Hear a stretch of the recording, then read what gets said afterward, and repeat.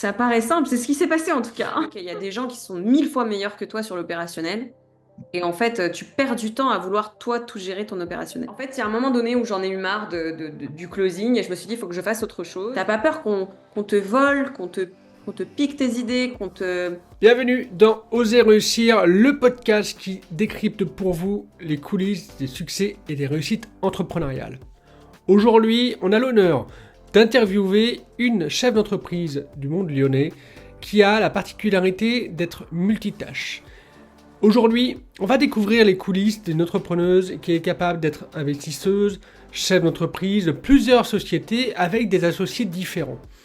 L'objectif de ce podcast est vraiment de décrypter les coulisses de sa réussite, de ses lancements à ses départs il y a 7 ans, jusqu'à aujourd'hui où elle a 3 sociétés avec des associés de multi-investissements immobiliers, et surtout, vous montrer les coulisses d'une femme qui a bâti de nombreux business, qui vit largement de son activité, tout en pouvant profiter de la vie, d'avoir une activité physique, de profiter de sa famille, son chéri. Aujourd'hui, je vous présente Mélanie, et j'ai hâte d'avoir vos retours.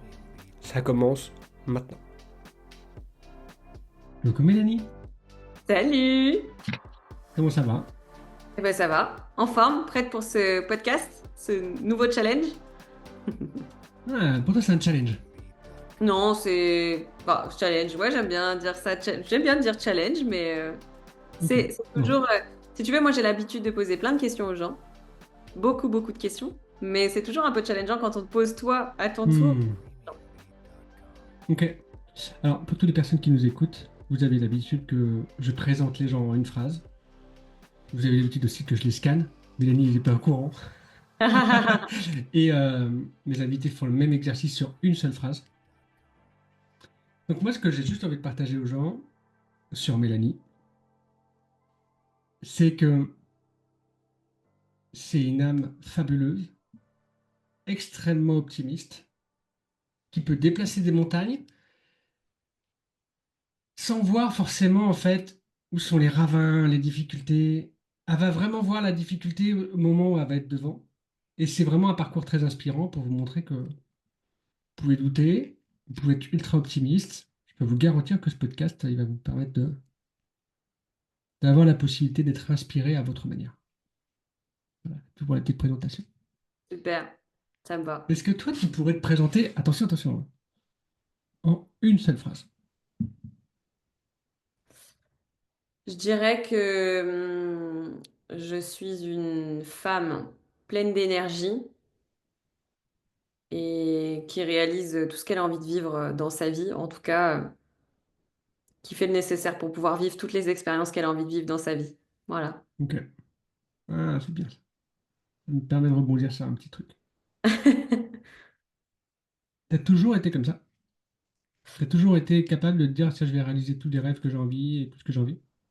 Ouais, ouais, Ok. franchement, toujours eu un peu le feu intérieur de dire je veux vivre un maximum d'expériences dans ma vie, je veux pas avoir de freins, des choses qui m'empêchent d'y arriver. Euh, et toujours envie de mettre dans la matière rapidement ce que j'ai envie de vivre et de faire. Voilà. Ok. Et ça, depuis que t'es toute petite, ou est-ce qu'il y a un moment dans ta vie où t'as eu un enclenchement supplémentaire? En fait, depuis toute petite, à chaque fois, tu vois, je me souviens quand j'étais chez mes parents, dans la rue, je jouais, je faisais des spectacles. Dès que j'avais envie de faire un nouveau truc, je le faisais très rapidement. J'invitais toute ma famille à venir assister au spectacle de trottinette que j'avais préparé. Donc, ouais, toujours envie de faire tous ces projets sans vraiment me poser de questions, et ça résume bien par rapport à la phrase que tu as dit au départ, sans vraiment voir les potentiels freins qu'il pourrait y avoir, tu vois. Merci de me dire que j'ai vu juste. Hum, pour présenter un petit peu plus Mélanie, quand même, pour vous mettre un peu dans le décor. Mélanie, elle a plusieurs casquettes, et dans certaines casquettes, elle en a encore plusieurs. Elle est investisseuse immobilier. Alors, au moins immobilier, elle a peut-être aussi des investissements qui sont plutôt dans des CPI ou d'autres placements, on pourra en discuter. Elle est aussi entrepreneur, avec un E. Multi, en fait, entrepreneur. soit, bah d'ailleurs, t'es associé partout. Ouais, partout, dans toutes les boîtes. Voilà. Euh, ce que je vois aussi de toi, c'est que tu es un peu une aventurière ça transpire un peu dans tout ce que tu fais. Tu es un peu une aventurière aussi pour réaliser des choses dans ta vie. Je sais pas, tu fais du sport, tu fais des voyages. Et c'est un peu ce qui transpire aussi dans ton activité professionnelle et immobilière. Est-ce que c'est juste ou pas ce que je suis en train de te dire? Oui, oui, je pense que la vie est une aventure. D'ailleurs, c'était un de mes mantras. La vie est une aventure. Euh, je teste plein de choses. Je réussis pas tout. Mais effectivement, je vois toutes les choses comme un jeu un peu, tu vois. Ok. Je veux juste revenir sur une petite phrase. Tu as dit, je teste plein de choses, je réussis pas tout. Euh, Qu'est-ce que ça te fait, toi, intérieurement, si on se plonge dans ta tête, ça te fait quoi quand tu réussis pas?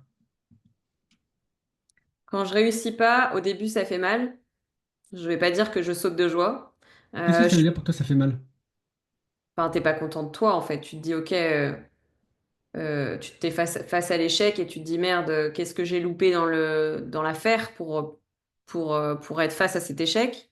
Euh, mais la souffrance, elle dure pas très longtemps, vraiment. Enfin, en tout cas, chez moi, Ok. ça dure pas très longtemps. Je pense qu'au bout de 24-48 heures, j'ai switché et je suis déjà en train de me dire, ok, bon, comment on fait pour rebondir? Soit rebondir, soit pour changer, switcher de projet, de méthode, tu vois. Ok. Euh, Et peut-être toujours été comme ça aussi? Je pense que le niveau de rapidité auquel je switch aujourd'hui est plus rapide maintenant que avant. Ok. Euh, Peut-être que avant, je boudais un petit peu plus longtemps, tu vois. Mais sinon, ça va. Ok. Qu'est-ce qui fait qu'aujourd'hui, tu boules moins longtemps? Bah, en fait, je me dis ce temps que je perds à ne pas être contente de moi-même. C'est du temps que je pourrais utiliser, du temps et de l'énergie surtout que je pourrais utiliser justement à opérer ce switch, à me dire, ok, prends du recul, note ce qui n'a pas été cool, note ce qui s'est mal passé, et en face, essaye de voir les enseignements que tu peux en tirer pour pas reproduire la même chose. Et du coup, bah, quand tu cumules les échecs, après, tu as ta liste de, ok, ça, je refais plus. Du coup, tu passes des paliers, quoi, hein, tu Hmm. progresses. Voilà. C'est un truc que tu fais tout le temps, enfin même aujourd'hui. Ah ouais, ouais. Même Le aujourd'hui, temps de prendre ton carnet, faire ta liste des choses. en fait, aujourd'hui, on le fait d'autant plus parce que, comme tu l'as dit, je suis associée dans tous les business. Donc, Mhm. si tu veux, il faut que ça aille quand même assez vite. Dès qu'il y a une problématique dans une boîte, il faut que tu puisses la regarder et te dire, OK, ça fonctionne ou ça fonctionne pas. Comment on peut faire autrement? Et maintenant, le brainstorm, on le fait à plusieurs. Tu vois, je suis plus toute seule à Hmm. réfléchir. Ok. Et même si tu es associé, est-ce que ça t'arrive de le faire toi toute seule, genre une auto-analyse de toi, et puis après de le partager avec tes Bah, collaborateurs? Est-ce que tu fais tout à plusieurs? alors, effectivement, il y a déjà cette première phase d'auto-analyse. Et ensuite, une fois que tu as analysé ce que toi, peut-être, tu n'as pas réussi ou mal fait, eh bien, tu peux l'exposer après au groupe, en fait. Hmm. Et ça te permet d'être plus impactant. Voilà. Donc, il y a toujours deux phases. Je pense, il y a une analyse où tu le fais seul, et ensuite, il y a une analyse plutôt de groupe où les personnes vont pouvoir utiliser leurs lunettes, un regard différent pour peut-être trouver d'autres solutions auxquelles tu n'avais pas pensé, par exemple. Ok. On parle d'entrepreneuriat, on a déjà commencé là-dessus, mais je voudrais juste partir un peu du début de ce que je connais de toi. J'ai dit que tu étais d'abord investisseuse, après entrepreneur. Ça se mêle un petit peu, mais tu as commencé par quoi, toi, pour générer de l'argent, pour faire de l'argent? Euh, de l'argent. En fait, la première chose qui m'a permis de gagner de l'argent, c'est mon job salarié. Voilà. Ok, Et ensuite, en parallèle de ça, j'ai ouvert une micro-entreprise. Et la première prestation que j'ai fait pour gagner de l'argent, c'était une prestation de community manager. ok, Voilà. d'accord. Et t'as fait ça longtemps? Enfin, en termes de mois, semaines, J'ai années? fait, j'ai fait du community management pendant un an complet avec Ok, une micro-entreprise. d'accord. Donc t'as pas commencé, volontairement, en fait, j'articule ça là-dessus parce que t'as pas commencé par investir dans l'immobilier, puis tu t'es lancé dans l'entrepreneuriat une fois que tu avais un flux, du cash flow pour te lancer. Tu as d'abord, tu étais salarié à parallèle, si j'ai bien compris. Mais tu as d'abord commencé par ta micro-entreprise. En fait, ça s'est fait dans le même temps, ça s'est fait la même année. D'accord, ok. En fait, Ouais. euh, je pense que l'immobilier est arrivé un peu avant. J'avais 24 ans quand j'ai investi dans mon premier bien immobilier qui était une colocation. Et ça, c'était en parallèle de mon job salarié. Ok. J'ai commencé à acheter ce premier bien immobilier et dans cette entreprise salariée, je suis restée 3 ans. Donc en fait, je te dis des bêtises puisque chronologiquement, merci, ça m'aide puisque je suis pas très forte au niveau des dates. Ça marche. Donc 24 ans, j'investis dans mon premier bien immobilier. Ensuite, j'en fais un par an et je quitte mon job à 27 ans pour vivre de ma micro-entreprise pendant un an. Donc en fait, il y a eu ces 3 ans. Donc mon premier salaire, c'est mon job salarié. Mhm. Ensuite, j'ai gagné de l'argent avec l'immobilier. Et ensuite, j'ai fait ma micro-entreprise et ma première prestation de service dans le community management. Ok. Voilà. Juste pour tout le monde, est-ce que ça t'a aidé d'avoir de l'immobilier et d'avoir fait cette gymnastique intellectuelle d'investissement pour te lancer dans l'entrepreneuriat ou si c'était pas arrivé, peut-être que tu te serais quand même lancé? Alors, c'est une évidence que l'investissement immobilier, ça m'a aidé à me lancer dans l'entrepreneuriat. Parce que quand tu fais de l'investissement immobilier, en fait, tu gères un projet de A à Z, tu es gestionnaire de projet. Et quand tu fais une prestation de service, que c'est comme ça que j'ai commencé dans l'entrepreneuriat, bah, c'est pareil, tu as un projet, tu as un client en face, tu dois lui fournir une prestation. C'est exactement pareil quand tu fais de l'immobilier. Tu as un étudiant en face, tu lui fournis une prestation, une colocation, par exemple. Voilà, et donc c'est une évidence que ça m'a aidé à construire mon projet entrepreneurial. Et j'irais même plus loin, c'est que c'est une évidence que le matelas financier que j'ai fait avec l'immobilier m'a permis de m'autoriser à prendre des risques dans l'entrepreneuriat. Ok. Du coup, c'était quoi ton premier investissement immobilier?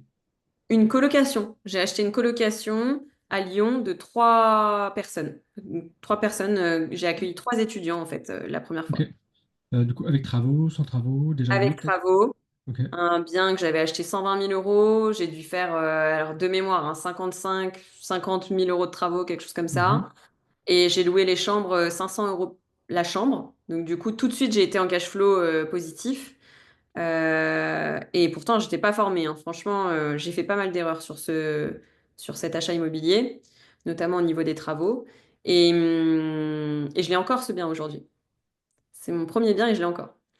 Après Ok. 8 ans C'était en quelle d'exploitation. année? 8 ans d'exploitation, tu l'as acheté en 2017? Ouais, c'est ça, exactement. Je crois même, c'était 2018. C'est ça, Ok. 2018. Et après, du coup, t'as acheté quoi? Ensuite, j'ai continué mon parcours. Donc, j'ai acheté une deuxième colocation et une troisième colocation. Donc, au total, ça fait 12 locataires que j'ai Ok. aujourd'hui encore. Euh, et après, j'ai poursuivi. J'ai acheté un immeuble de 2 lots que j'exploite en location courte durée. Ça m'a bien plu. Du coup, j'ai dit, OK, je vais en faire un plus gros. Donc, j'ai acheté un immeuble de 5 lots. Et là, dernièrement, j'ai fait un projet de location nue en SCI avec d'autres associés. Voilà, que tu connais. Je souris parce que je connais les associés. Tu connais les associés, tu connais l'histoire. C'est vrai, exactement, ouais, parce que j'ai vu ça de l'intérieur, entre guillemets, parce que j'ai suivi le projet, ça. Je trouve ça assez inspirant. Ok. Et est-ce que,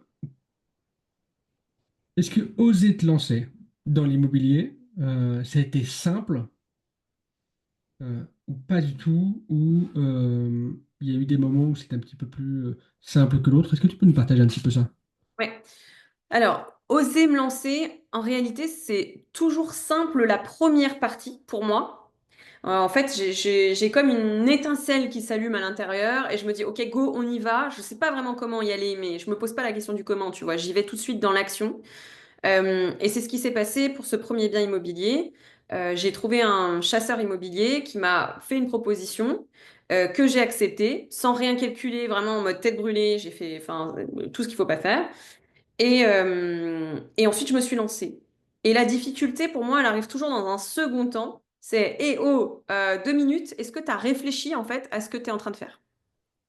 Tu vois, c'est un peu ce système, cette réflexion, enfin, cette manière de réfléchir qui m'aide beaucoup, mais qui peut Hmm. être challengeante et qui peut être même handicapante parfois, c'est que j'ai tendance à lancer un projet très très vite sans frein, zéro, j'y vais sans Ok. peur. Et après, par contre, je peux me prendre des murs qui peuvent faire mal, tu vois. Donc, Ok. peut-être un petit zeste de réflexion, ça ferait du bien parfois. Quand tu dis parfois tu prends des murs qui font mal, est-ce que tu as un exemple, genre dans l'immobilier, tu t'es Ouais. lancé, tu as eu l'idée, on voit ça, hein. Enfin, moi aussi je suis investisseur, mais j'ai eu l'occasion de me former juste avant d'acheter le bien, ça m'a beaucoup aidé. Mais genre on voit le truc, on se dit ah c'est trop génial et tout, et bam, tu regardes, tu fais ah là je crois que c'est un truc qui bloque. Est-ce que tu as un exemple Bah, précis? effectivement, le premier exemple, c'est cette première colocation.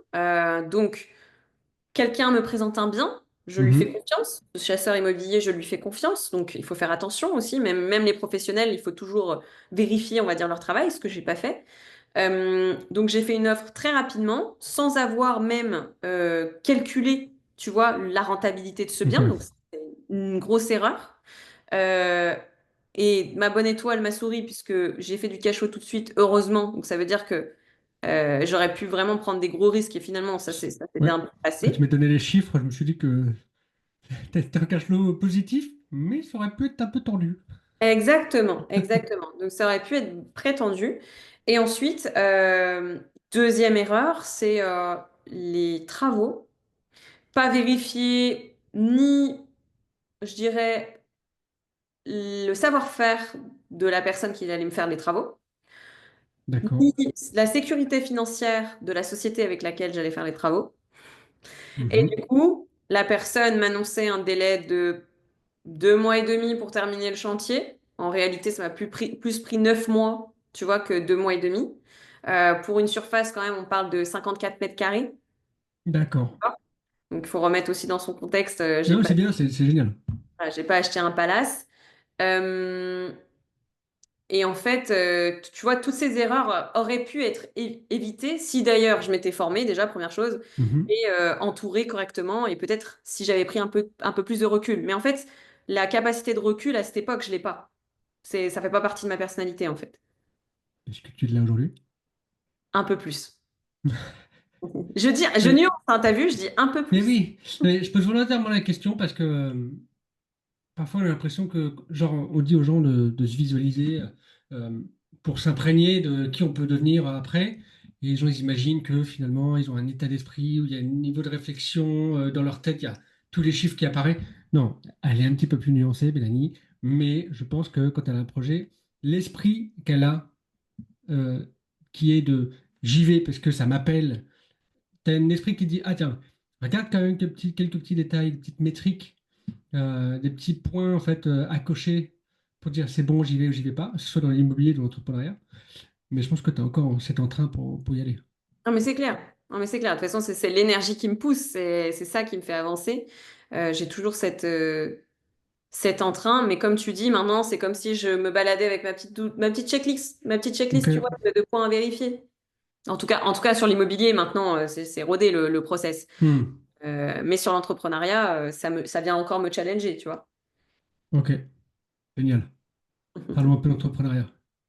Donc, tu fais tes investissements immobiliers avec cash flow positif. Et c'est important que je le partage, en tout cas pour les gens, peut-être pas pour nous, mais parce que c'est-à-dire que au-delà de l'emprunt que l'on rembourse à la banque et toutes les charges qu'on a à financer avec le projet annuellement, je dirais mensuellement, mais souvent c'est annuellement, tu as quand même de l'argent qui te rentre, soit et qui te reste, soit c'est en trésorerie, soit c'est bah, du coup une rémunération, ce qu'on appelle une rente. Est-ce Avant que tu te lances juste dans l'entrepreneuriat, c'est-à-dire juste au moment où tu te lances dans la micro-entreprise, est-ce que tu arrivais à te verser un salaire avec? Et c'était quoi ta stratégie, toi? Trésorerie, rente?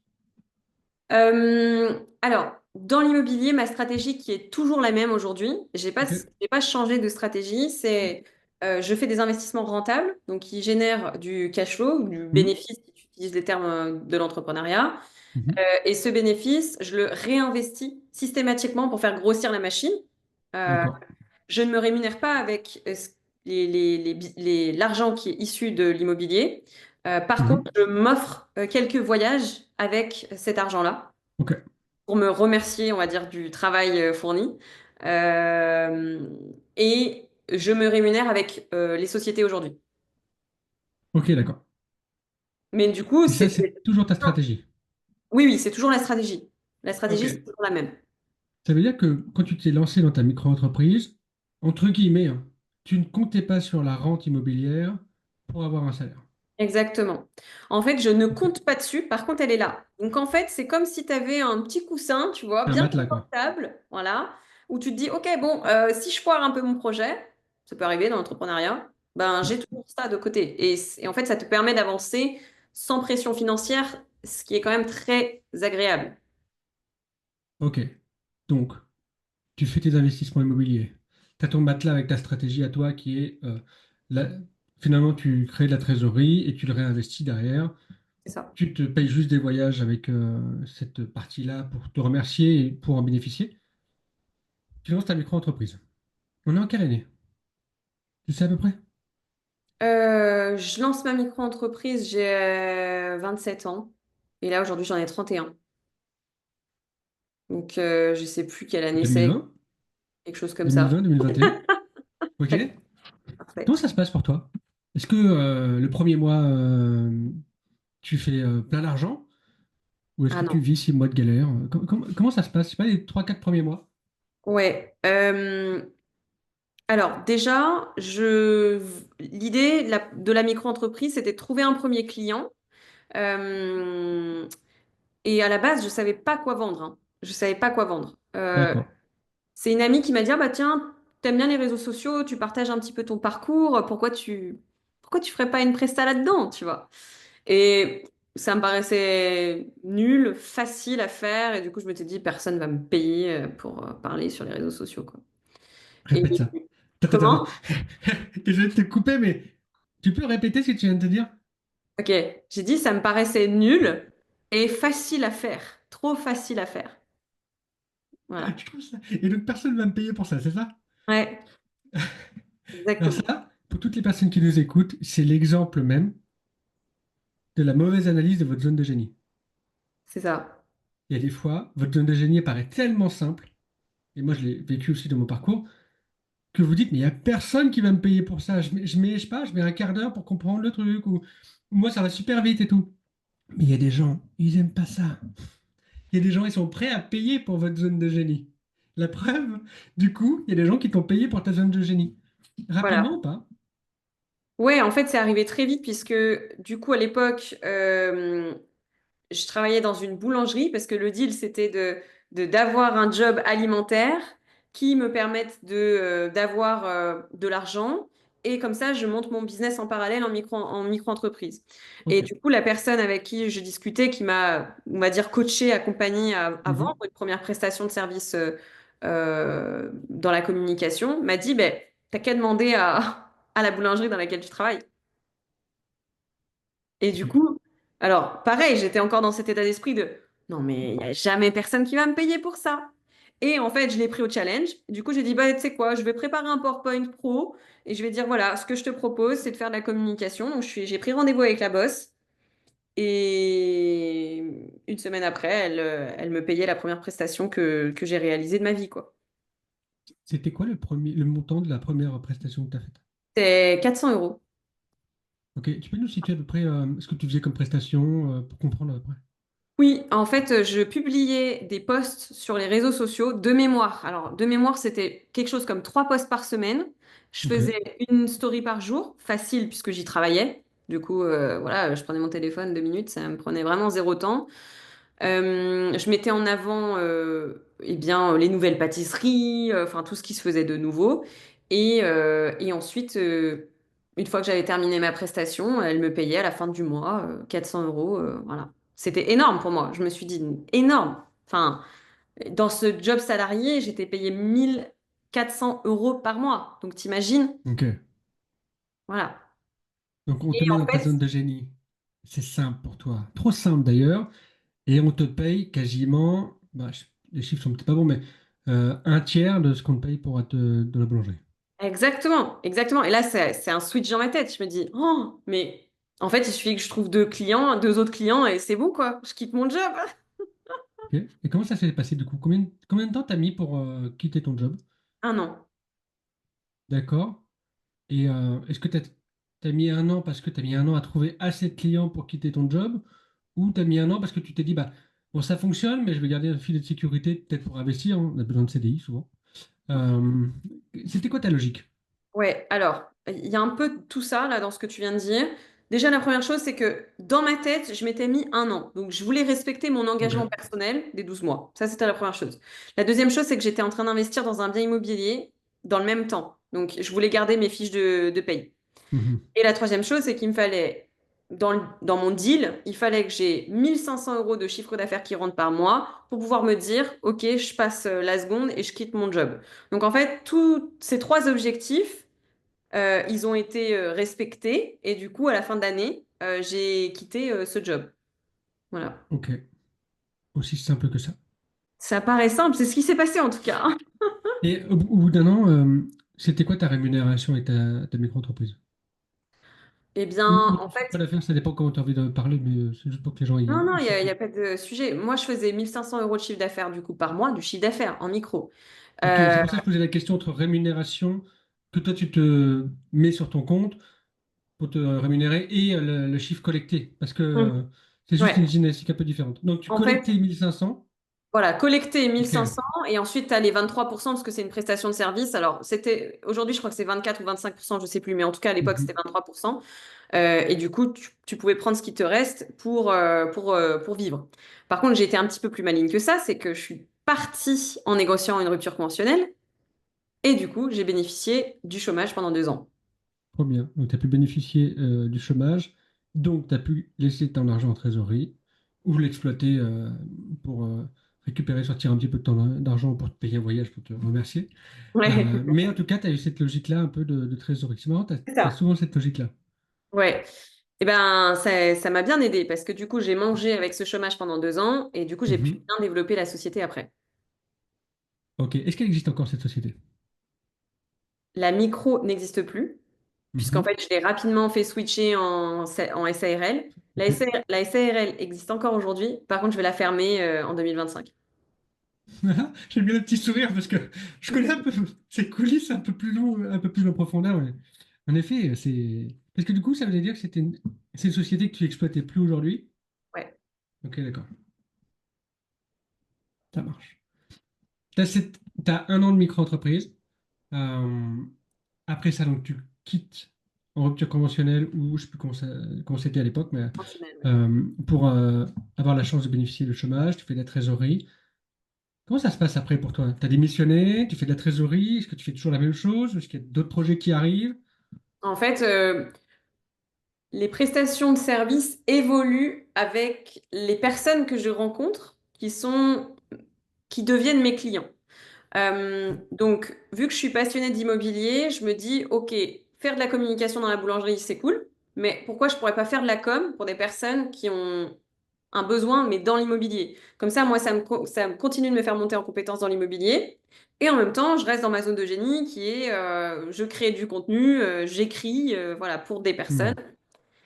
Et, euh, et donc, à cette époque-là, je rencontre un marchand de biens avec qui je discute bien, qui s'appelle Sébastien Velu et qui a un cercle qui s'appelle le Cercle des marchands de biens.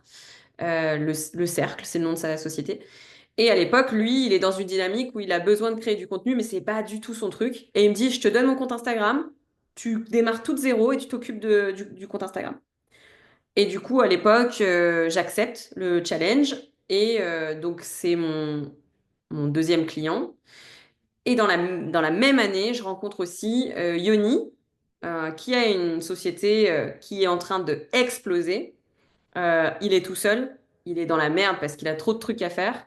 Et moi, je lui dis, bah vas-y, moi j'ai envie de grandir, donc donne-moi des trucs à faire. Et là, au départ, il me dit, vas-y, traite des mails. Je dis, vas-y, je traite des mails, envoie-moi. Donc au départ, ça commence par une prestation administrative, tout ce que j'aime pas faire. Mais c'est pas grave, ça me permet de rentrer dans une équipe, on va dire. Et ensuite, j'évolue en fait avec la MDB Academy, cette société, parce que j'ai travaillé pendant 3 ans quand même avec Yoni. Ok, Je suis sa première recrue, et aujourd'hui, ils ont une équipe de plus de 15 personnes, donc c'est chouette. L'aventure est belle. c'est cool. Et, Et ensuite, vu que j'ai une fibre commerciale, en plus d'avoir la fibre dans la communication, je dirais, ces deux vont ensemble, je décide de me challenger et de dire à Yoni, vas-y, moi je veux bien faire de la commercialisation et de la vente pour toi. Voilà. Et donc, ma société, très en douceur, switch sur l'aspect closing. Et après, je fais du closing pendant quasiment, ouais, quasiment 2 ans. Un peu moins de 2 ans. Ok. Comment tu as accueilli ce changement à chaque fois de prestation de service au final? Plutôt bien, en réalité. J'aime bien la nouveauté. Il y a Ok. un petit côté excitant à faire quelque chose de nouveau dans mon profil. Donc, du coup, j'aime bien, ça me challenge, j'apprends des nouvelles choses. Je m'ennuie pas, tu vois. Ok. Et question, alors elle n'est pas bête, mais est-ce que le fait d'avoir changé de prestation, ça te permettait de générer plus d'argent ou Oui. est-ce que c'était payé la même manière? Non, ça me génère beaucoup plus d'argent. Ok, d'accord. C'est En marrant fait, parce que. Vas-y, vas-y. j'étais en train en gros, à ce moment-là, je m'aperçois que le community management, c'est génial parce que tu peux vraiment trouver beaucoup de clients, en fait, facilement. Mhm, Parce qu'il y a beaucoup de gens qui n'aiment pas gérer la communication. Seulement, je me retrouve confrontée à, j'échange mon temps contre de l'argent et mhm. bah, j'arrive vite à un palier en fait. J'ai plus de temps en gros dans mes semaines pour écrire, pour gérer la com et tout ça. Et du coup, je me dis, bon, il me faut un truc qui me permet de faire plus de levier. Et en closing, tu continues d'échanger ton temps contre de l'argent. Attention. Ok, Par contre, l'argent que tu gagnes, il est bien plus élevé en moins de temps, tu vois. ok, Donc moi, en gros, je pouvais gagner, on va dire, entre 300 à 400 euros par demi-heure. ok. Voilà. Donc c'est-à-dire que par mois, ça donnait quoi? T'as un Par ordre mois, d'idée? je faisais des chiffres d'affaires à 10 000 euros, quoi. Ok, d'accord. Alors qu'en prestation de communication, c'était peut-être 2 fois moins. En prestation de com, alors j'ai jamais eu assez de clients pour faire 10 000, Hmm, mais effectivement, j'aurais jamais pu atteindre 10 000 euros de chiffre d'affaires toute seule, sauf si je commençais à structurer mon business avec des équipes ok, ou que potentiellement je visais des boîtes plus grosses qui avaient plus de budget aussi. ok. Mais ça te demandait aussi peut-être plus de temps. Plus de temps, bah oui, Hmm, évidemment. Plus de temps, plus ok. d'expertise.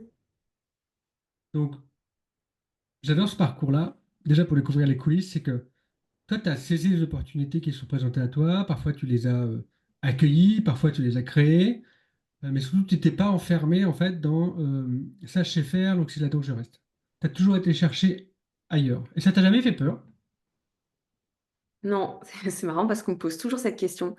Euh, Non, j'ai pas peur. En fait, j'ai l'impression que les opportunités, elles arrivent sur mon chemin et que j'ai plus qu'à décider de les prendre ou de les laisser, en fait. Et souvent, je les prends. Ce qui est aussi un grand défaut, hein.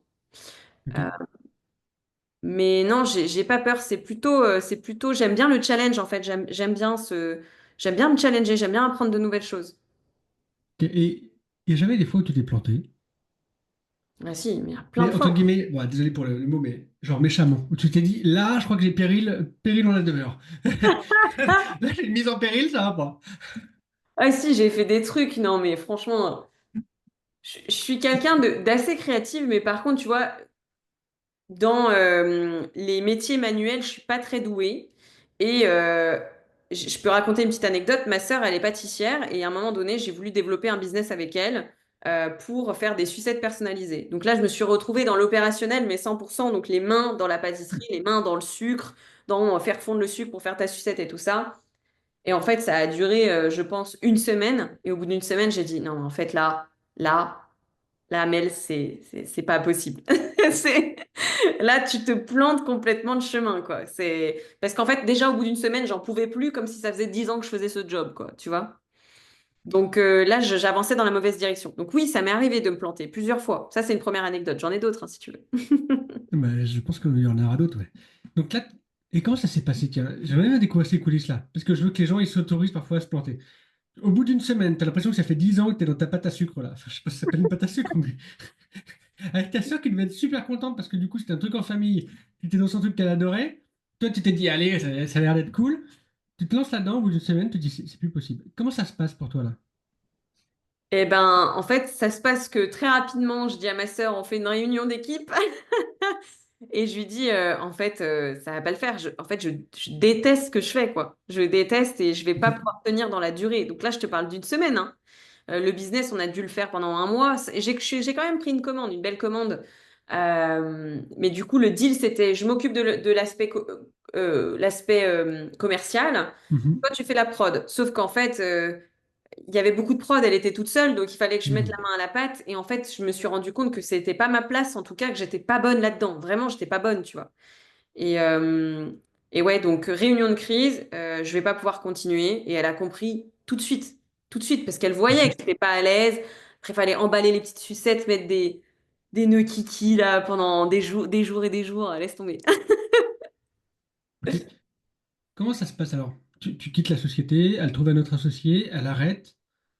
Non, Il non, faut que elle tu... continue, sachant que on avait fait les choses vraiment en phase test, donc on n'avait pas créé de structure ensemble. C'était Ok, sa d'accord. structure qui était en Mhm. micro-entreprise, elle faisait déjà de la pâtisserie. Moi, je m'étais greffée à sa structure pour faire une prestation supplémentaire. Et en fait, on s'est testé comme ça.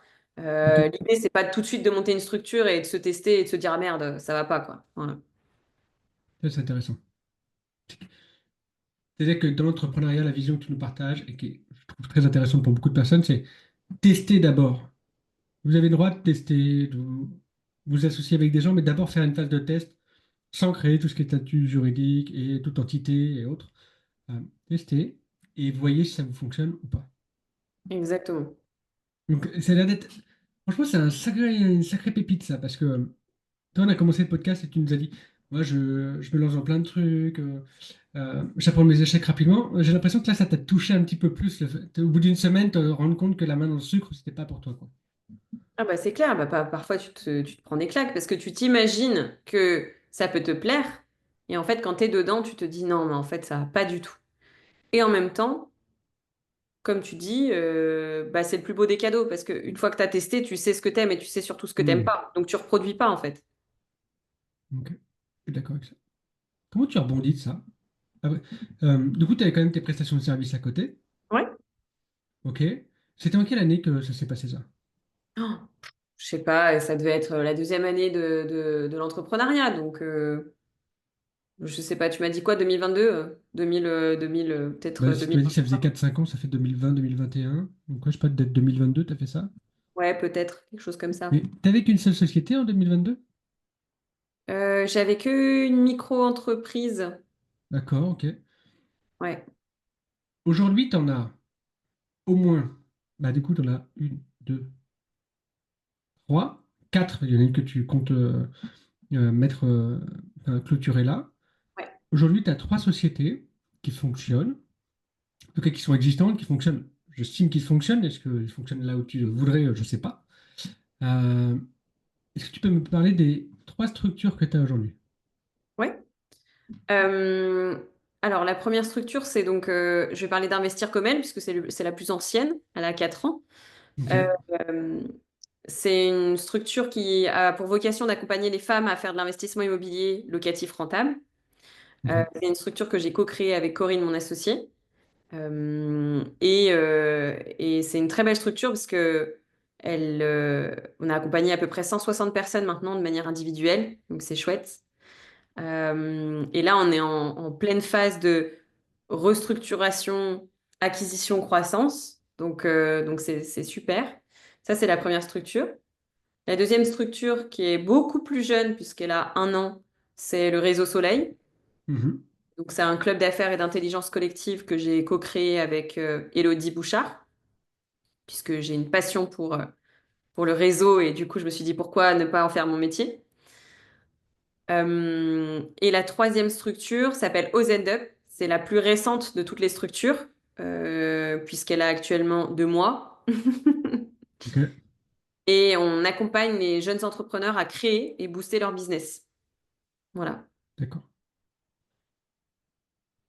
J'aime bien avoir entendu ta version parce que tu es associé dans toutes, mais si ma mémoire est bonne, la dernière société que tu as créée, t'as pas commencé avec des associés.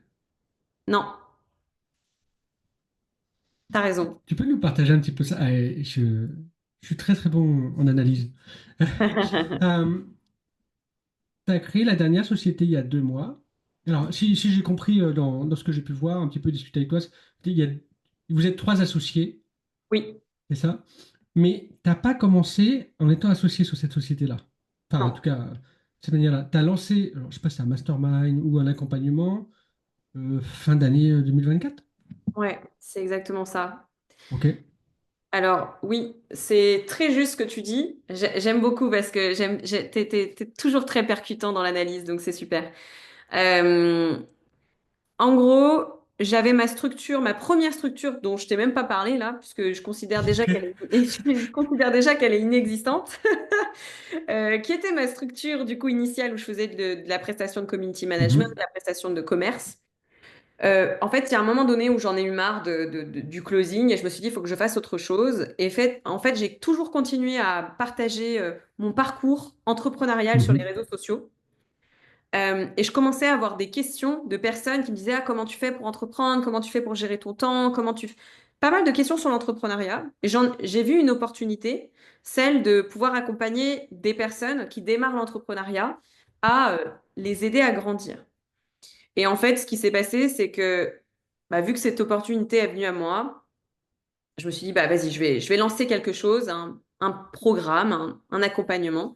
Et donc, j'ai lancé le Mastermind Business Booster. Donc, j'ai accompagné 6 personnes pendant un an de manière individuelle et avec un cerveau collectif par mois. Et ça s'est super bien passé. J'ai eu des feedbacks de fou. Et du coup, je me suis dit, OK, je peux pas m'arrêter là. Sauf qu'en fait, j'ai pas ni l'énergie, ni le temps, ni la force de scaler toute seule. Qu'est-ce que tu appelles scaler? Parce que là, tu avais 6 personnes. Tu as eu 6 personnes pendant un an, du coup. Ouais, Ok. C'était une promo ou c'était de l'Evergreen? c'était une promo. Ok, d'accord. Donc c'est là que tu n'as pas recruté entre-temps. Non. Ok. Quand tu dis scaler, c'est-à-dire que ça aurait été quoi l'image de ta société scalée toute seule?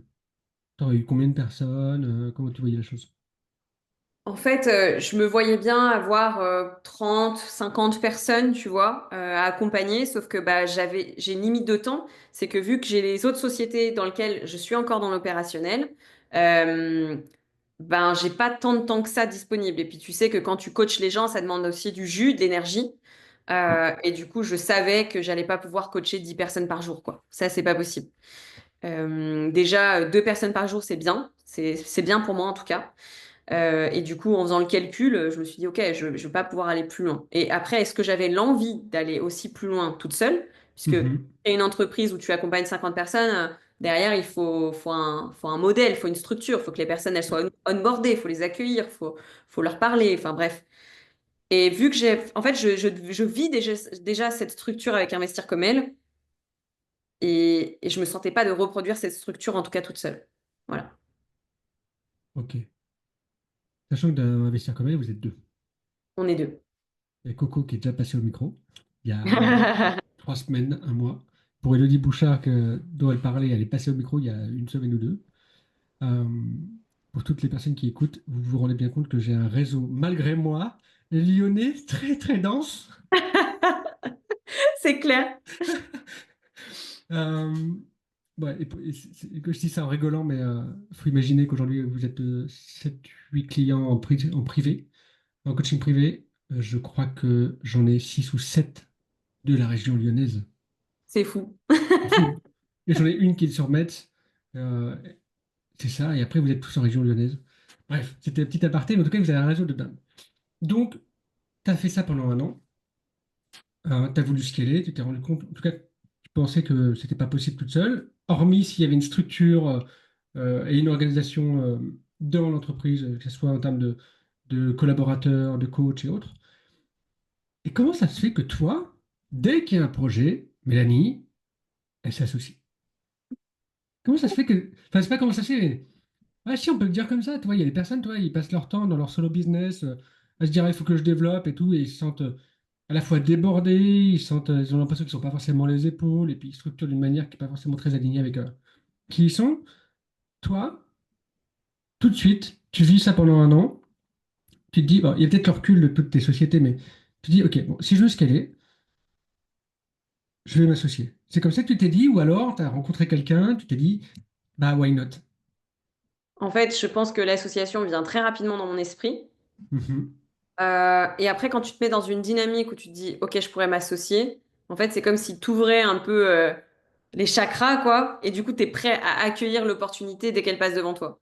Et c'est ce qui s'est passé, puisque j'avais deux solutions. C'était soit je reconduisais une nouvelle promotion à 6 10 personnes, soit j'ouvrais et je me disais, OK, faut que je trouve quelqu'un, un associé. Donc, du coup, j'avais pas vraiment pris la décision à ce moment-là. D'accord. Et c'est là que je rencontre Elsa, qui fait partie du réseau Soleil, avec qui je discute dans un déjeuner complètement, genre par hasard, c'était pour apprendre à se connaître, quoi. Mhm. Et en fait, elle me dit, ah bah tiens, je suis en train d'accompagner un groupe de jeunes entrepreneurs en local, dans une école qui s'appelle la Business School. Et en fait, on se rend compte qu'on développe exactement la même année, le même projet, sauf que moi, je le fais en ligne et elle le fait en présentiel. Et du coup, bah, ça me paraît comme une évidence. Je me dis, OK, bah, je vais lui proposer qu'on fasse ensemble. C'est ce que j'ai fait. Et 2 mois après, enfin 3 mois après, on était associés, quoi. Voilà. Ok, aussi simple que ça. Mm. Comment toi tu le vis le fait d'être associé? Enfin, il y a des personnes que je peux voir, que je peux rencontrer, ou même des clients qui sont solo, même avec des gros business, ils se disent non, je ne veux pas en entendre parler. D'autres qui se disent bien sûr, d'autres qui ont un mix. Comment toi tu le vis le fait d'être associé dans ta posture, dans ta place dans Mm. cette structure? Alors, moi, j'adore travailler avec le collectif. Ça me porte énormément. Euh, je pense que ça me dynamise, ça me donne de l'énergie et c'est ça qui me pousse en fait à chercher des personnes pour m'associer. Donc, je le vis plutôt bien. C'est plutôt un moteur. Maintenant, il y a des plus et il y a des moins. Le moins, c'est que quand tu t'associes à une personne, euh, il faut apprendre à connaître sa manière de travailler. Et ça, c'est plus en interne où tu peux Hmm. avoir quelques points de blocage parce que toi, tu as des habitudes de travail, en fait, tout simplement. Et les autres, ils ont d'autres habitudes de travail qui fonctionnent peut-être différemment, bien ou moins bien. Mais... Et du coup, l'idée, c'est de se dire, OK, comment on bosse? Et c'est là, on va dire que c'est un peu houleux pendant les premiers mois. Et après, par contre, une fois que tu as un process, bah, ça roule. Il suffit que chacun prenne sa partie, sa zone de génie, et du coup, t'envoies, quoi. Ok. Et donc pour toi, c'est simple de t'associer. Le fait d'avoir, aujourd'hui, tu as trois associés, enfin, tu as trois entreprises avec des associés qui sont différents. Oui. Et c'est important de le dire parce que bah, c'est une réalité. Tu as trois structures associées avec des associés différents. Comment tu le vis au quotidien? Je, je, Vraiment, je- enfin, c'est vraiment une interrogation. Dans ta tête, comment ça se passe, le fait de te voir associé? Est-ce que tu as l'impression d'être vraiment maître de ton bateau, par exemple? Ou est-ce que tu as l'impression d'être dépendante? Et comment tu le vis au quotidien, dans ta journée, quand tu as ces trois sociétés à gérer avec des associés différents? Hmm. En vrai, je le vis super bien. Par contre, ça me demande une organisation qui est quand même assez millimétrée, j'avoue. Ok. Euh, donc ça, je pourrais parler de l'aspect, on va dire, opérationnel juste après. Par contre, dans Mhm. ma tête, c'est un putain de moteur, quoi. C'est-à-dire que quand je me lève le matin, en fait, je sais que je vais avancer pour mes associés. Tu vois, c'est presque, ça Ok. me, ouais, ça me porte, en fait. Ça me donne de l'énergie. Je me dis, je peux pas avoir la flemme aujourd'hui parce que j'ai mon associé qui attend aussi que le projet, il avance. Donc, tu vois, c'est hyper moteur. Ok. Et t'as jamais eu peur que ton associé en fasse moins, qu'il soit pas motivé, enfin. Ben, en fait, c'est déjà arrivé Ok. et en même temps, c'est tout l'état d'esprit d'équipe qui existe là. C'est-à-dire qu'il y a un Hmm. moment où moi, je serai dans le dur et il y a un moment où mon associé, elle sera dans le dur. Donc, l'idée, c'est d'en parler et de se dire, OK, comment on se tire vers le haut? Parce que bah, dans l'entrepreneuriat, il y a toujours des hauts et des bas et quand tu es dans le dur et que tu es tout seul dans ta boîte, bah, c'est toi, tout seul, à toi de trouver ton énergie. Alors que quand tu as quelqu'un avec qui tu es associé, il peut juste te donner la main et boum, te sortir de la tête de l'eau, tu vois. Ça, Hmm. c'est hyper porteur. Et, et souvent, ce que je vois aussi, les gens qui aiment pas s'associer, enfin, qui me posent cette question, c'est, t'as pas peur qu'on te vole, qu'on te pique tes idées, qu'on te... T'as pas peur de gagner peut-être moins d'argent aussi parce que tu partages le gâteau. Mhm.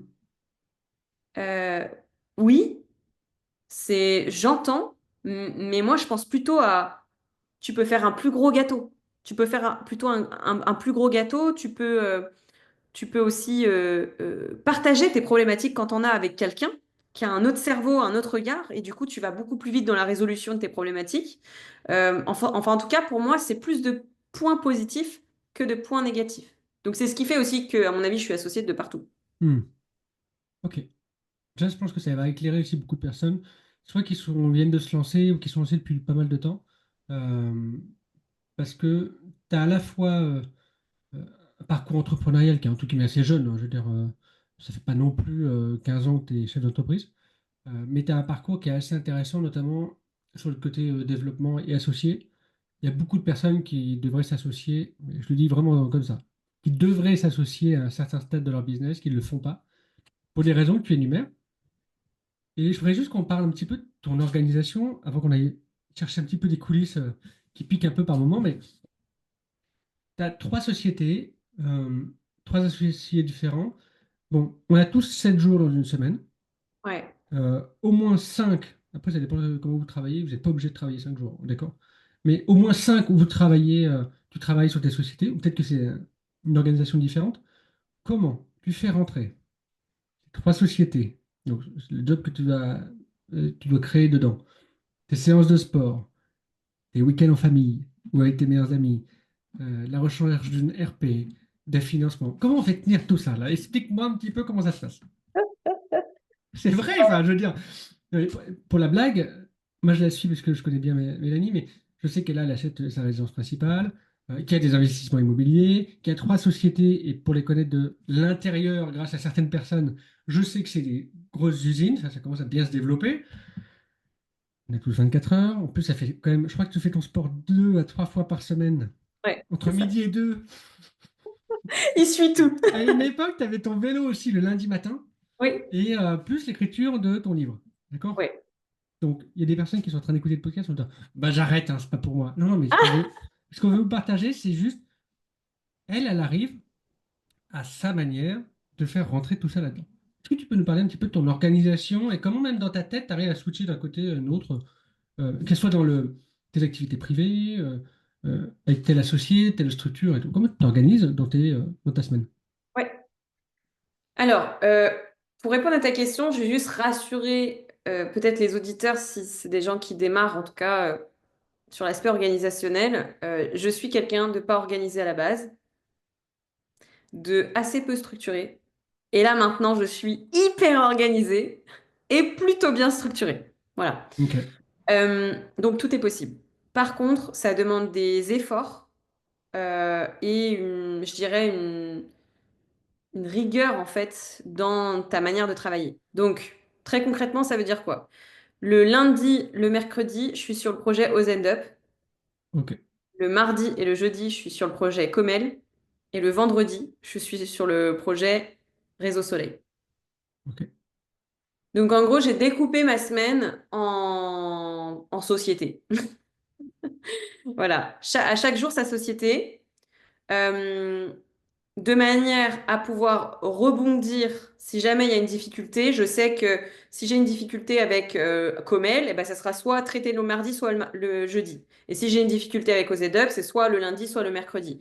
Ça veut dire aussi, par contre, qu'il faut que j'ai une discipline dans mes tâches et dans mes sollicitations.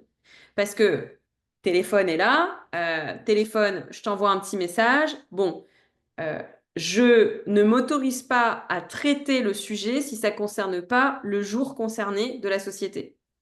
ok, Je fonctionne tout en asynchrone. Ça veut dire que si un sujet, aujourd'hui on est lundi, qui arrive pour Comel, je le traite demain. d'accord.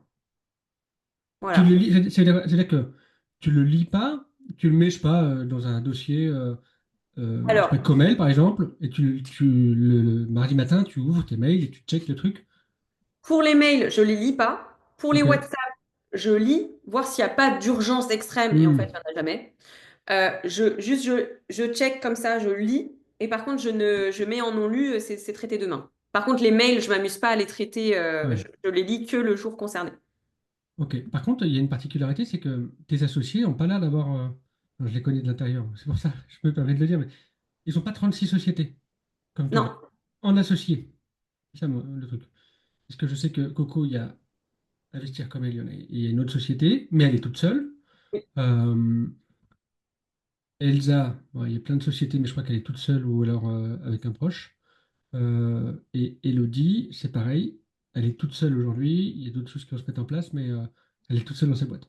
oui, Comment eux, ils le gèrent, le fait que toi, tu es plein d'associés, donc du coup, c'est vraiment compartimenté. Peut-être tu as oui. plusieurs associés, plusieurs sociétés, alors que eux sont peut-être baignés dedans toute la semaine. Bah en fait, moi, je suis hyper transparente sur le temps que je mets à disposition pour chaque société. Et en Mhm. général, on est plutôt à l'équilibre. C'est-à-dire que chaque associé met à peu près le même temps. Et D'accord. on fait de telle sorte, on s'organise de telle sorte à ce que les deux associés travaillent en même temps sur la même structure. Donc, tu vois, Ok. si tu parles de l'exemple d'Elodie, le réseau Soleil avec qui on travaille, je travaille avec elle dessus, c'est le vendredi matin. Et le vendredi matin, on est toutes les deux sur le réseau Hmm. Soleil. Tu vois, et ça permet vraiment de mettre un coup de fouet. Et après, bah, sa boîte, elle la gère le reste de la semaine. Ça veut dire Bien que sûr. ses équipes savent que le vendredi matin, faut pas venir toquer à la porte. Ok, Voilà. super. Déjà, merci d'avoir partagé ça sur ta particularité qui est d'être associé partout. Dans des business, je veux vraiment le partager comme ça, mais euh, qui ont l'air de se ressembler de l'extérieur, euh, qui, je pense, ne se ressemblent, si structurellement, il y a bien sûr des choses qui sont. L'entrepreneuriat, ça reste de l'entrepreneuriat. Il y a différentes dimensions. Vous avez l'acquisition, vous avez la communication, vous avez la structure et vous avez la livraison. C'est les quatre piliers les plus importants. Après, il y a bien sûr des bémols. S'il y a des coachs business derrière qui passent sur le podcast, vous en faites pas. On est d'accord qu'il y a d'autres choses, mais c'est les quatre piliers les plus importants. Derrière ça, tu as quand même des business qui sont un peu différents sur soit la dimension que vous allez traiter, soit l'immobilier, soit l'entrepreneuriat, soit le réseau, soit les problématiques. Par rapport à tout ça, ce que j'ai envie d'aller voir un petit peu avec toi, c'est qu'on parle de 4 ans d'entrepreneuriat qui ont l'air d'être super génial. Mélanie voyage, elle fait du vélo, elle a écrit un livre, elle est investisseuse, elle a le sourire. Bon, ça elle l'a toujours, même je pense que quand ça va pas, elle a le sourire. C'est un peu son énergie. Est-ce qu'il n'y a pas des moments où tu t'es dit, j'arrête tout et on va à l'extrême, mais je dis à mon chéri, je retourne au salariat. Hmm. Ou si c'est pas une option, je me remets toute seule sur un petit truc. Alors, la phrase j'arrête tout, ça m'est déjà arrivé de me la dire. Quand tu es saoulé d'un truc qui marche pas ou que tu fais des efforts, je sais pas, dans de l'acquisition et que t'as pas les résultats escomptés, tu te dis, ok, j'arrête, j'en ai marre, ça me fatigue, tu vois. Donc oui, ça m'arrive. Euh, Par contre, me dire, je claque tout pour retourner dans un petit truc tranquille, ça me vient pas à l'esprit, en tout cas pas aujourd'hui. Mhm. Euh, et retourner dans le salariat, ça aussi, quand je suis claquée, au bout d'un moment, je me dis, vas-y, je ferme tout, je vais me retrouver un job tranquille. Sauf qu'en fait, en réalité, je pense que je me ferais chier au bout de 2 secondes, mais ça, en fait, je m'amuse tellement, si tu veux, je m'amuse tellement dans l'entrepreneuriat, je trouve que ça me fait tellement progresser en tant que personne que c'est pas vraiment une option. En tout cas, je me laisse pas cette option. J'ai pas envie de prendre cette option, de m'autoriser à faire cette option. Ok. Voilà. Et est-ce que c'est arrivé d'avoir genre des grosses problématiques dans une boîte? Bon, ça peut être des autres, ça peut être la trésorerie, ça peut être un manque d'acquisition, ou le gros doute de dire, bon, ça devrait fonctionner, mais franchement, là, on ne sait pas ce qu'on a fait. Vu que t'es associé, je peux dire on. Franchement, je crois qu'on va droit dans le mur, on va faire banqueroute, on va faire Ouais, faillite. ouais, Ça clairement. t'est déjà arrivé de te dire ça? Oui. Ça m'est déjà arrivé l'année dernière avec une des sociétés, Investir comme elle pour pas la nommer. Gros challenge entrepreneurial l'année dernière, gros challenge d'acquisition. Euh, on fait du super taf, les membres, elles sont contentes, elles ont des résultats, elles investissent dans l'immobilier, on a des feedbacks de ouf, on est 5 sur 5 sur Google, tout va bien. Seulement, on n'est pas assez connu sur le marché, on n'arrive pas à faire de l'acquisition, les gens juste nous connaissent pas, ils savent pas ce qu'on fait, ils savent pas qui on est. on n'a pas assez d'acquisition et du coup, on rentre pas assez de chiffre d'affaires. Sauf qu'en face, on a une structure qu'on a construite comme un bulldozer qui est super, qui est très structurée. On a plusieurs coachs, on a une responsable admin, on a... Voilà, donc tout ça, c'est génial, sauf que tu as des frais fixes. Du coup, ça installe des frais fixes. Ouais, Et du coup, quand tu as des frais fixes, il faut avoir du chiffre récurrent qui rentre. ouais, Et ok. aujourd'hui, la problématique entrepreneuriale qu'on a rencontrée en 2024, c'était celle-ci, c'était de se dire, OK, on a quelque chose de récurrent qui fonctionne, ce sont les lancements de manière organique, mais s'il y en a un qui loupe, on n'en a que 4 dans l'année, s'il y en a un qui loupe, ben ça nous fait un trou de chiffre d'affaires. Et l'année dernière, on en a loupé 2. Qu'en fait, ça nous a fait un trou de moins 50% du chiffre d'affaires. Je te la fais en Ouais, schéma. bien sûr, mais ça, oui, c'est très bien. Et du coup, on s'est dit, ben, OK, là, on va droit dans le mur. Tu vois, je reprends ton expression, Ouais, ouais. on va droit dans le mur. Donc, qu'est-ce qu'on fait? C'est soit on switch et on change, soit on ferme la boîte, en fait. C'est tout. Et moi, là, quand tu me dis ça, on ferme la boîte alors que ça fait 4 ans que tu bosses dessus, que tu as mis de l'énergie, euh, que tu as eu aussi des résultats. C'est ça le pire, c'est quand tu as des résultats et des bons résultats, tu vois, tu Hmm. te dis non, je peux pas tout lâcher là. Et tu sais, j'ai toujours cette image du gars qui creuse, qui creuse, qui creuse, et tu te dis le trésor, ça se trouve, il est à 5 centimètres, mais ça se trouve, il est à 4 kilomètres, t'en sais rien en fait. Tu vois, donc est-ce que c'est le bon deal d'arrêter ou pas? Tu te poses la question. Et en même temps, moi, je me dis toujours, écoute, tu vas pas dire que tu as tout testé quand même, et tu as sûrement autre chose que tu n'as pas compris encore et qu'il faut retester. Donc, autant bénéficier, utiliser la structure actuelle pour encore tester des nouvelles choses, jusqu'à être vraiment au pied du mur. Et à ce moment-là, si vraiment on est au pied du mur, eh ben, on prendra une décision qui est celle de fermer la boîte, quoi. Voilà. Ok. Je vais essayer d'un peu de plonger dans ta tête. Euh, Qu'est-ce qui se passe dans ta tête? Mais genre, l'histoire que tu te racontes, le, comment dire, tout le cheminement qui se passe, toi intérieurement, limite quelque chose que tu n'as peut-être jamais dit ou tu t'es pas forcément rendu compte. Comment ça se passe dans ta tête au moment du neuil où tu te rends compte que là, vous êtes au bord de, entre guillemets, de devoir fermer les portes. Bon, c'est un peu grossier parce que je pense pas que vous en étiez là, mais au moment précis où tu regardes, je sais pas, tu regardes les comptes, tu fais un point avec ton associé et tu dis, là, je crois que on va droit dans le mur. Comment ça se passe dans ta tête à ce moment-là? Ok. Alors, Coco, en l'occurrence, c'est une gestionnaire. Donc, Ok, c'est une très bonne gestionnaire. C'est quelqu'un qui connaît les chiffres par cœur. Donc, en gros, moi, je suis plutôt la personne à qui on annonce la partie financière, même si bien d'accord. sûr, je sais ce qui se passe Oui, globalement. bien sûr. Mais en tout cas, j'ai pas les yeux et l'analyse sur les chiffres comme elle peut l'avoir. Et Elodie, c'est pareil, c'est plus elle qui s'occupe de l'aspect financier.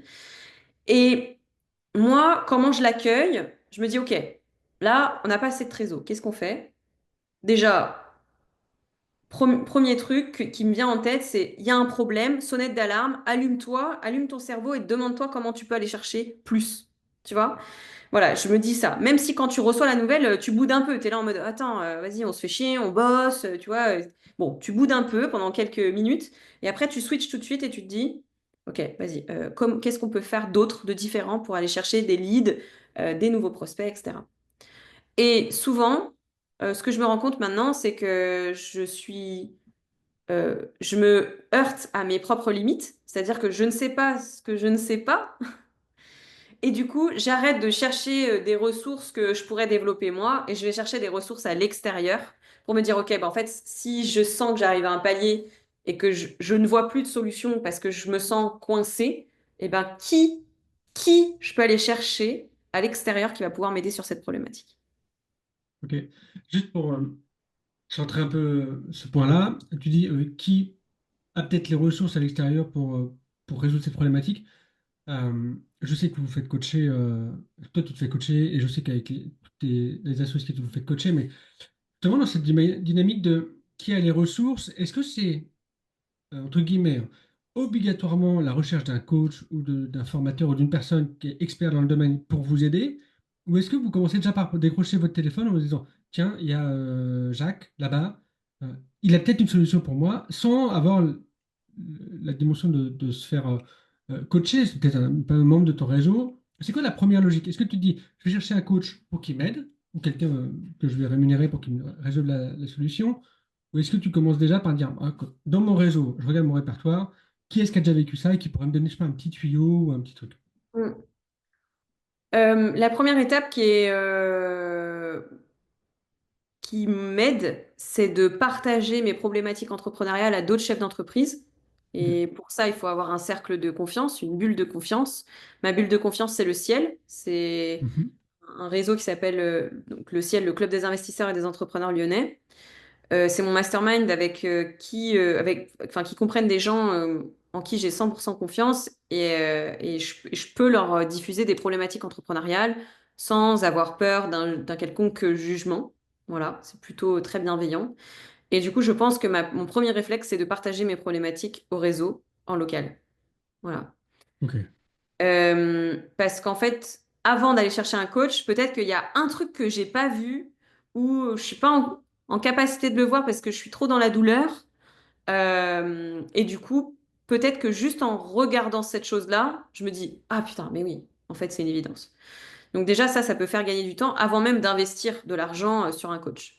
Et après, si je vois qu'autour de la table, c'est un peu banqueroute des idées, je me dis, OK, il faut peut-être que j'aille chercher quelqu'un d'un peu plus capé sur cette thématique en Hmm. particulier, qui est l'acquisition, en l'occurrence, euh, pour monter en puissance, quoi, pour résoudre cette problématique.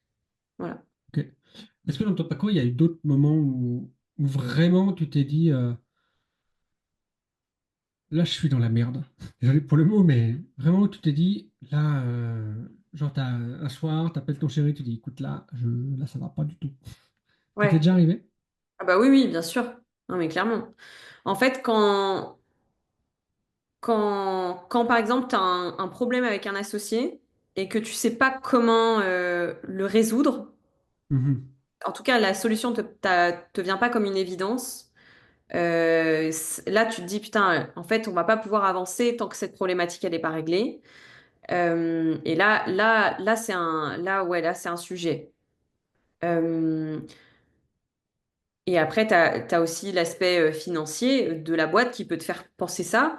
Hmm. Si jamais tu es au pied du mur, que tu n'as plus de trésor, que tu peux plus payer tes équipes, ah ben, de toute façon, tu n'as pas 36 000 solutions. Soit tu te bouges le cul pour faire du chiffre, soit tu fermes la boîte, quoi. Tout à fait. Voilà. Ok. Euh, je voudrais prendre quelques minutes pour pas non plus trop user de ton temps. Alors, je sais que t'es pris Ah, large parce que vas-y, c'était vas-y, avec moi, mais c'est passionnant. là, on a vu ton parcours, on a pas retracé, mais on a essayé de décortiquer un petit peu les choses, décortiquer aussi comment ça se passe dans la tête d'un entrepreneur lorsque ça va et lorsque ça va pas.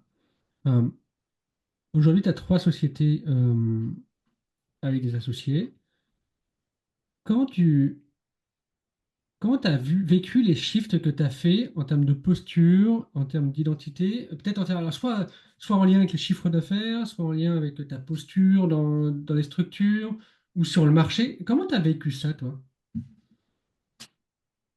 Alors, je réfléchis à comment structurer ma réponse.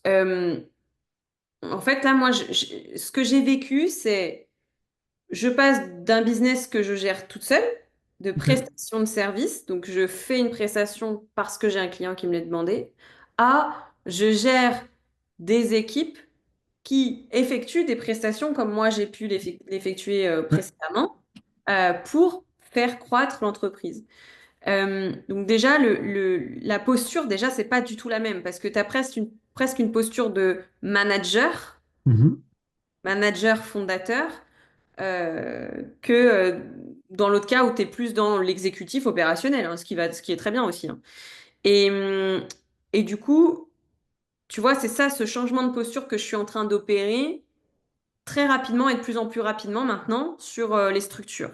En fait, arrêter de toujours penser que opérationnel et de prendre un peu plus de hauteur dans ta boîte pour te dire, OK, il y a des gens qui sont 1000 fois meilleurs que toi sur l'opérationnel. Et en fait, tu perds du temps à vouloir, toi, tout gérer ton opérationnel. Ok. Qu'est-ce qui est dur dans cette phase-là pour toi? Alors,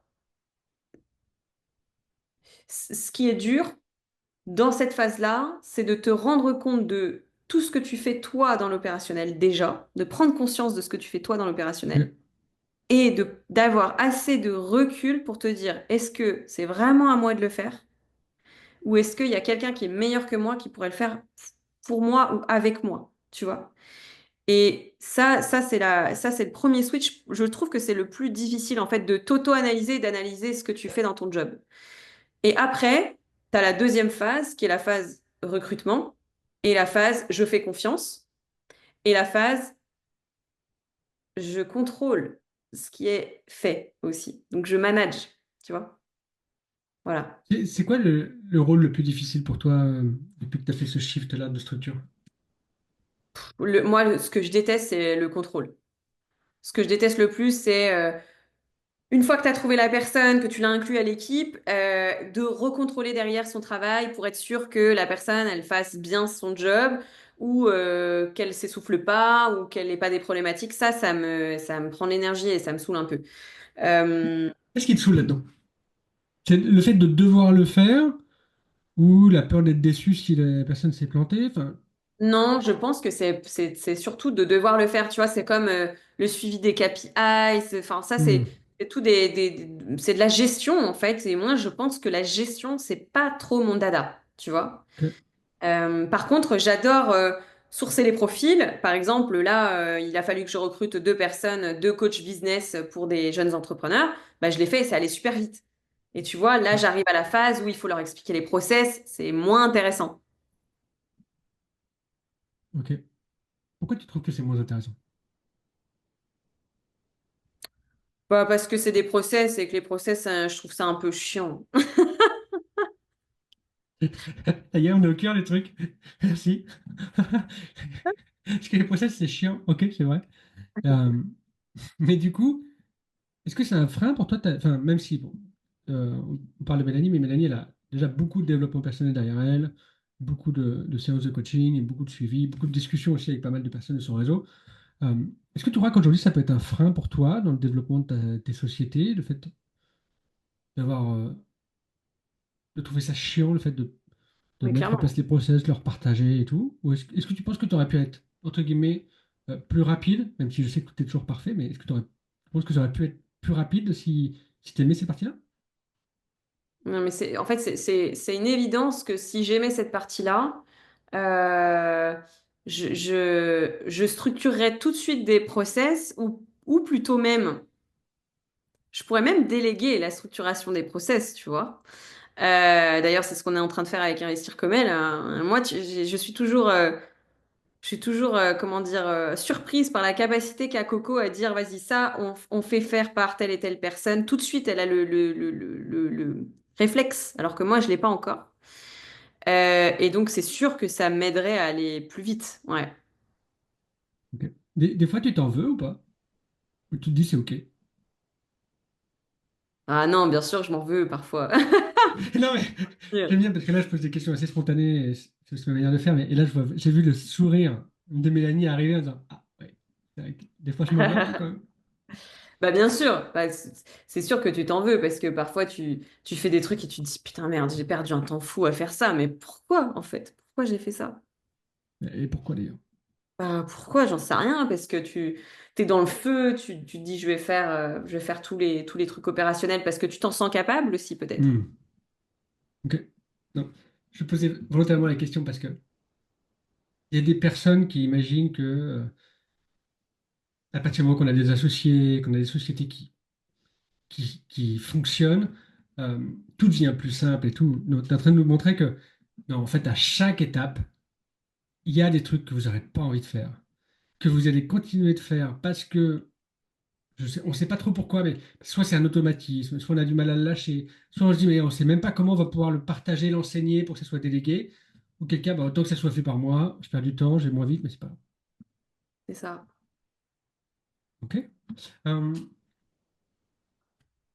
Maintenant que tu en es arrivé là aujourd'hui,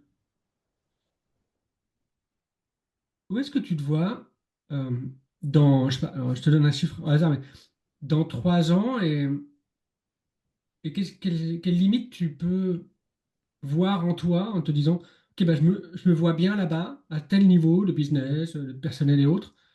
Par contre, en l'état actuel, je me demande si c'est vraiment faisable. Ah, ok. Euh, Moi, demain, comment je me vois? En fait, je me vois plus dans la gestion de plein d'entreprises et d'associés avec qui je serais, mais plus dans l'aspect opérationnel. Alors, 3 ans, je pense que c'est un peu court. C'est Mhm. peut-être plus long, à plus long terme. Je me vois bien continuer à avoir plein de structures commerciales avec plein d'associés différents, mais avec plus un rôle de presque mentor, tu vois. Euh, Donner l'énergie, le regard différent à mes associés qui seront peut-être plus jeunes, pas nécessairement par l'âge, mais par l'expérience, tu vois, Mhm. pour leur apporter bah, tout ce que moi j'ai appris, pour qu'on aille plus vite pour créer, par exemple, des business rentables, etc. Et que demain, je puisse peut-être placer des finances dans des structures ou même continuer à faire croître le patrimoine, par exemple. Voilà, je me vois vraiment comme ça. Et par rapport à cette difficulté que tu soulignes et que tu dis, OK, ce serait quoi pour toi le truc où tu te dis, ah, mais je sais pas si c'est vraiment possible, ça me demanderait en fait de sortir totalement de l'opérationnel de toutes les structures. Et ça, aujourd'hui, je me dis, waouh, comment est-ce que c'est vraiment possible, tu vois? Qu'est-ce qui se passe dans ta tête quand tu penses ça? Genre sortir totalement de l'opérationnel, qu'est-ce qui se passe? Hmm. Bah, tu dis, si tu sais, si, Ceci si n'est pas un, de ceci n'est pas un l'opérationnel. coaching. Ouais, c'est Je ça part en préviens. coaching. Non, non, Alexia, non, n'est pas de coaching. c'est vraiment pour essayer de rentrer dans la tête des gens. Ouais, ouais. Et j'ai tellement l'habitude de le faire que ça ressemble à un coaching. C'est pas un coaching, c'est une exploration de ton cerveau. Ouais, ouais. Bah, tu te dis, si je suis plus dans l'opérationnel, je sers à quoi, en fait? Tu vois? Hmm. Ma valeur, elle est où? Ok, ok. Mais ça, c'est génial, franchement. Ça. Merci de nous le partager déjà, parce que parfois, il y a des gens qui ont la même. Je suis sûr qu'il y a plein de personnes qui ont la même sensation que toi, euh, qui veuillent être associés ou non, et qui disent, ah, franchement, mais j'ose même pas me l'admettre ou en discuter quand il y a des trucs réseau et tout, parce que je suis peut-être un peu un extraterrestre, ou alors peut-être que c'est pas normal. Mhm. Sincèrement, tu viens d'ouvrir une porte pour toutes les personnes qui osent pas le dire. Parce que beaucoup de personnes se lancent dans l'entrepreneuriat dans le rêve de justement plus être dans l'opérationnel, mais quand il faut vraiment le lâcher, on a du mal à se sortir de cette dimension-là. Comme si on avait construit en fait une identité de eh ben, du coup je fais encore les choses, je génère de l'argent par le temps entre guillemets que je délivre ou par l'énergie que j'y mets. Donc ça c'est intéressant. Ok. Euh, J'aurais une dernière question pour toi. Vas-y, si c'est pas un piège. Non, il n'y a jamais de piège chez moi. Non, non, je n'aime pas piéger les gens. Ça chiant. Tout ça crée un malaise. En fait. Et puis l'énergie, c'est pas l'énergie du podcast. Mais, euh, si tu devais créer une autre société, parce que tu fais un peu de petits poussés partout, et tu as des sociétés dans plein de dimensions et industries, on va dire, différentes, même s'il y en a qui se recoupent, dans quoi tu te sentirais capable ou de l'envie de créer une nouvelle société que tu n'as pas aujourd'hui? Euh, En fait, je me rends compte que ce que j'aimerais faire, là, c'est plutôt un groupe où les sociétés peuvent se servir les unes les autres, tu vois. Ok, Euh, et du coup, par exemple, là, actuellement, j'ai plein de structures qui ont besoin d'un fort niveau de communication sur les réseaux sociaux, vidéo, personal branding, etc. Donc là, je me dis, putain, si j'avais une boîte de com qui pourrait me gérer toutes les prestats que je fais, que je délègue aujourd'hui, et qui me coûtent pas mal d'argent, bah ça serait cool, tu vois. Euh, Par exemple, ce type de structure qui viendrait en fait complètement servir toutes les autres structures. Donc dans une d'accord. dynamique de groupe, Hmm, ça m'intéresse. Et après, j'ai un petit truc qui s'allume, qui me dit, les business en ligne, c'est cool, mais j'aimerais bien avoir un business en dur aussi, à un moment donné, et je pense que j'en aurai un, je sais pas lequel, ni quand, ni comment.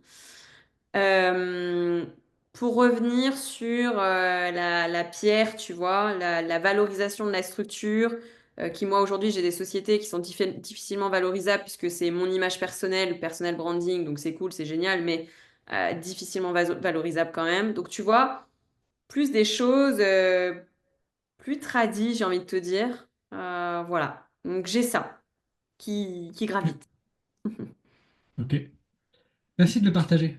déjà, ta gymnastique d'esprit, la constitution d'un groupe avec notamment une entité qui serve toutes les entreprises du groupe, plus après externaliser aussi, c'est-à-dire possibilité de vendre le service à plein de sociétés. Tu parles de la dimension physique. Moi, ce que ça m'a fait sourire parce que moi, j'ai une conviction, c'est que le business en ligne se développe énormément. C'est génial. Euh, on va pas arriver à une limite, mais par contre, on va avoir un changement de trajectoire possible qui est tout ce qu'on fait dans le business physique, dans le business en ligne, qui est en fait tout ce qui est process, délégué rapidement, la communication, personnel branding. On va le proposer. Je dis on, parce que je sais que je vais créer un jour ce genre de choses et je ne serai pas tout seul. Euh, toute cette gymnastique-là au business qui sont vraiment physiques. Tous nos artisans, tous nos professionnels, bon, j'ai la particularité aussi de travailler en ligne, mais de coacher des gens qui sont en physique. Donc, il manque tout ça. Et donc, je suis convaincu que tu vas pouvoir apporter ta pierre à l'édifice. Ça, c'est assez cool. Puis un business physique, ouais, je te vois bien. Bon, je vois bien sûr des choses. Ça n'a pas changé depuis qu'on se connaît, c'est même pire. Mais c'est une conviction, ouais. Mais c'est cool de nous partager, toi, en 4 ans. Peut-être, tu es peut-être entouré de personnes qui font ce genre de choses-là. Tu t'inspires ces personnes-là. Mais cette dimension de groupe, c'est des choses qu'on voit pas partout, tu vois. C'est pas une gymnastique psychologique qu'on voit partout, euh, mais c'est des choses qui peuvent rentrer au fur et à mesure dans les mœurs. Mm. Ouais, c'est ça. Et moi, je te rejoins tout à fait quand tu dis les business en dur n'ont pas toute cette gymnastique qu'on a dans le business en ligne. Et moi, je m'y retrouve confrontée avec le réseau Soleil où on a beaucoup d'entrepreneurs qui Ouais, sont c'est vrai, oui. business Mais oui, en dur. Et en fait, je me dis, waouh, mais moi, quand j'arrive avec mes idées du business en ligne et que je les confronte à cette réalité, je me dis, mais il y a un monde entre les deux. Et tu vois, j'ai envie que ça se termine. J'ai envie que... alors, Voilà. je ne sais pas qui va arriver jusqu'à la fin de ce podcast-là, mais sincèrement, je te le dis à toi, en tout cas, si vous êtes arrivé ici, mettez-le en commentaire, envoyez-nous un DM, c'est la prochaine révolution. Ouais. Tu vois, toute innovation part de quelque chose qui existe déjà. Mais c'est des trucs stupides. Regardez dans vos baskets, vous avez des Stan Smith, c'est des trucs, ou des Jordan, c'est des trucs qui étaient vendus dans les années 80-90, qui ont été remasterisés et mis maintenant au goût du jour. Mm. La prochaine révolution, c'est l'intégration de tout ce qui se passe en ligne, l'IA, les technologies euh, et le web.x intégrés dans nos business physique et on va aider des milliers, milliers, milliers, milliers de chefs d'entreprise. Bon, voilà, Ouais. c'était un petit aparté. En tout cas, je te dis, c'est à toi. J'en Non, c'est suis sûr. sûr. Ok. Ouais. J'ai deux dernières, enfin pas deux dernières questions. J'ai une dernière question et puis après un dernier partage de ta part. Euh, je te partage, il n'y a vraiment pas de question piège. Euh, c'est quoi pour toi le... Attends, parce que j'ai déjà une réponse. C'est quoi pour toi le meilleur investissement à moins de 20 euros? À moins de 20 euros, Ouais. un livre. Un livre. Je pense tout de suite à un livre. En fait, les livres, c'est un peu sous-coté en vrai. Mhm. Mais tu as vraiment des lectures qui te permettent de comprendre tout ce qui se passe à l'intérieur de la tête de grands entrepreneurs. Et pour 20 balles, franchement, d'avoir accès à tout ce qui se passe dans la tête d'un entrepreneur, c'est pas cher, quoi. Ok. Ouais, j'aime bien. Faut savoir que Mélanie a écrit un livre. Je crois que le nom c'est Brique par brique. Ouais, brique C'est après ça. brique. Brique Comment, après brique. comment l'immobilier a changé ma vie en 5 ans. Ok.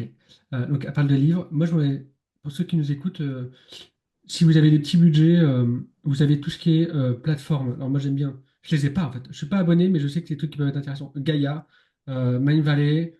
Il y en a peut-être qui existent vraiment purement business ou autre. Parfois, 9 euros, c'est pas grand. C'est un budget pour certains, mais vous pouvez l'utiliser de façon, comment dire, intelligente.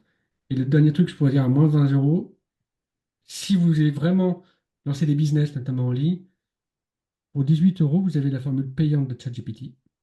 Alors, sincèrement, euh, moi je l'ai utilisé sans et avec. J'ai fait utiliser ma chérie sans et avec. Elle a pu, genre, se créer son business. Je lui ai laissé 3 heures dessus. Elle a créé son business, recréé son business qu'on avait déjà avant. Pour 18 euros, il vous donne vos tarifs, le nom, toute une structure, toute la gymnastique. Et moi qui suis fan de tout ce qui est Bon, Human Design, j'ai découvert sur le tard, il y a à peu près 2 mois. Mais tout ce qui est astro et tout, sur la version payante, vous donnez des informations, vous demandez une analyse creuse de votre thème astrologique et comment vous pouvez bâtir un business avec ça, un business rentable et qui fonctionne bien. Franchement, ça peut être une vraie révolution pour vous. Ok. Donc voilà. Et la dernière chose que j'aurais posée, enfin, c'est une question même. Si tu avais un truc à partager à qui que ce soit, et surtout, c'est pas bateau ce que je veux dire, mais surtout aux femmes. J'ai vraiment envie qu'on passe des messages aux femmes aujourd'hui. Euh, c'est quoi le message que tu aimerais passer aux femmes, soit qui sont lancées, qui ont du mal à déléguer, bref, c'est quoi le message que tu aimerais passer aux femmes, entrepreneurs, investisseuses ou pas, qui, selon toi, ils devraient l'entendre? Hmm. Euh, alors moi j'ai un mot là quand tu me dis ça, c'est ose. Un mot qui arrive, c'est ose. Euh, En fait, dans toutes les décisions qu'on prend, on ne sait jamais si elles sont réellement bonnes ou mauvaises. Par contre, ça demande du courage. Et à chaque fois, ça demande d'oser, oser réussir ou oser se rater. Donc là, j'ai ce mot qui me vient, donc ce serait le conseil. Et le deuxième qui va avec, c'est oser vite.